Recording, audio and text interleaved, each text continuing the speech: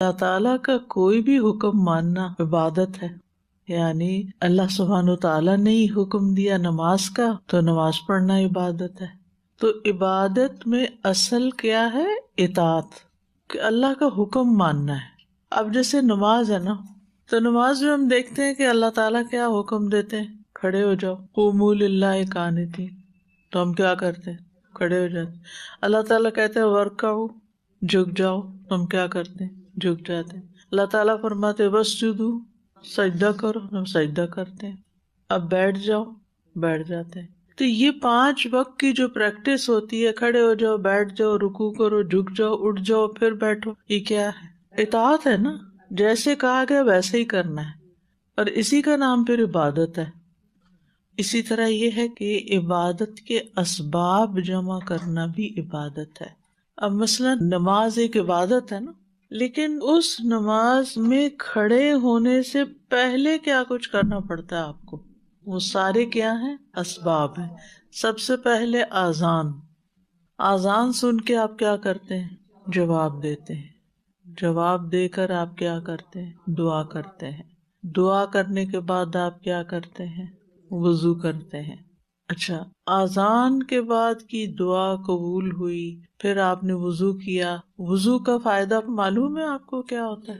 ہر قطرے کے ساتھ گناہ جھڑتا ہے. یہ یقین ہو تو وضو مشکل ہی نہ لگے. بھاگ بھاگ کے سخت سردی میں بھی وضو کریں کہ وہ جو پچھلی نماز سے لے کے اب تک جو مجھ سے غلطی ہو گئی ہے میں ذرا جلدی سے دھو آؤں ان کو. آخری قطرے سے آخری گناہ نکل جاتا. ڈیٹاکس ہو رہے ہوتے ہیں آپ. اب یہ آپ کیا کریں؟ نماز کے اسباب ہیں، یہ تیاری ہے، تیاری کر رہے ہیں آپ. اچھا، پھر آپ کیا کرتے ہیں؟ پھر آپ مصلی کی طرف جاتے ہیں. اور مرد حضرات کدھر جاتے ہیں؟ مسجد. اب مسجد جاتے ہیں تو آپ کو پتا ہر قدم پر کیا ہے؟ نیکیاں بڑھتی ہیں، گناہ جھڑتے ہیں. یہ سارے کیا اسباب ہیں. کدھر لے جا رہے ہیں؟ جماعت پر نماز پڑھنے. مسجد میں داخل ہوئے، تحیت المسجد پڑھتے ہیں، ابھی نماز کا ٹائم نہیں ہوا. آپ بیٹھ جاتے ہیں، جتنی دیر آپ بیٹھتے ہیں یہ سارا وقت کیا کاؤنٹ ہوتا ہے؟ نماز. یعنی کہ آپ اتنی دیر ایک طرح سے نماز جیسا ثواب پا رہے ہیں.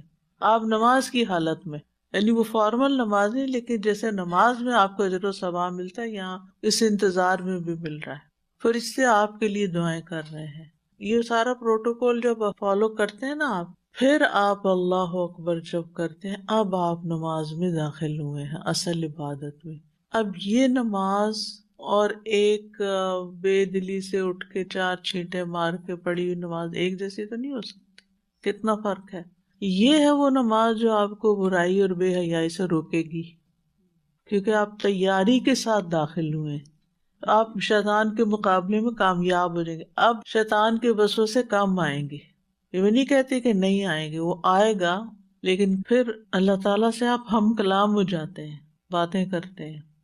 پھر اللہ تعالیٰ سے جو مانگتے اللہ دیتا ہے. وہ بندہ کہتا ہے اہدنا الصراط المستقیم، بندے کو مل جاتا ہے.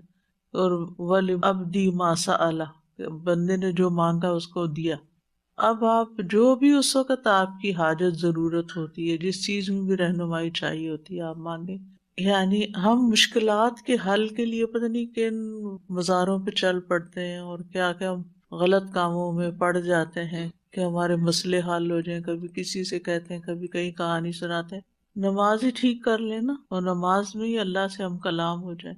اور آپ کو پتہ ہے کہ نماز کا جو آخری حصہ ہوتا ہے سلام سے پہلے، وہ دعاؤں کی قبولیت کا ہوتا ہے. پھر فرض نماز کے بعد دعا قبول ہوتی ہے، جیسے اذان کے بعد ہوتی ہے نا، ایسے ہی فرض نماز کے بعد بھی دعا قبول ہو رہی ہوتی ہے. تو اس وقت کو ہم کیش نہیں کرتے. ہمیں یقین ہی نہیں ہوتا کہ دعا کی قبولیت کا وقت ہے، جلدی سے کچھ مانگوں.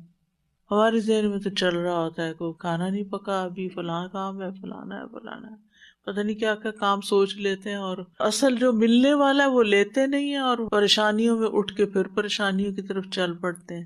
مسئلہ یہ نا کہ ہماری نماز درست نہیں، اسی وجہ سے ہماری نماز سے ہمیں وہ حاصل نہیں ہو رہا جو اللہ کا وعدہ ہے کہ اس سے ملے گا. یہ اتنا بڑا تحفہ ہے. یہ کب ملا تھا یہ تحفہ؟ یہ آسمان سے لے کر آئے تھے نبی صلی اللہ علیہ وسلم، تحفہ لائے تھے اپنی امت کے لیے.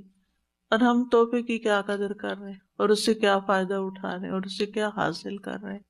تو پھر نو ونڈر کے ہمارے مسائل حل نہیں ہوتے اور ہم ذہنی پریشانیوں کا شکار رہتے ہیں.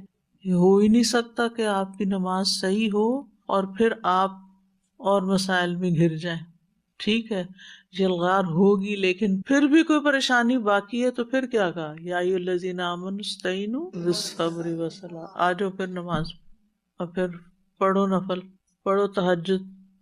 مدد ادھر سے ہی ملے گی، در تو وہی ہے. ایاک نعبد و ایاک نستعین، جگہ وہی ہے، ادھر سے ہی مسئلے حل ہونے ہیں، اسی نے سب کچھ کرنا ہے. لیکن ہم کدھر چل پڑتے ہیں، سب کی طرف چل پڑتے ہیں سوائے اللہ کے. پھر تیسری بات یہ کہ جس علم اور جس فن کو، اسکل کو سیکھنے کی ضرورت پڑے، وہ سب اگر اس نیت سے ہو کہ اس سے میں اپنے دین کی خدمت کروں گا، وہ بھی عبادت ہے.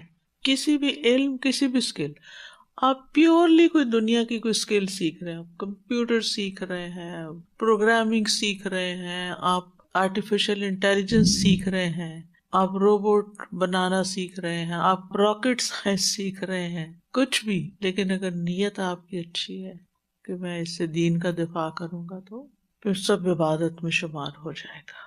تو نیت بہت امپورٹنٹ ہے.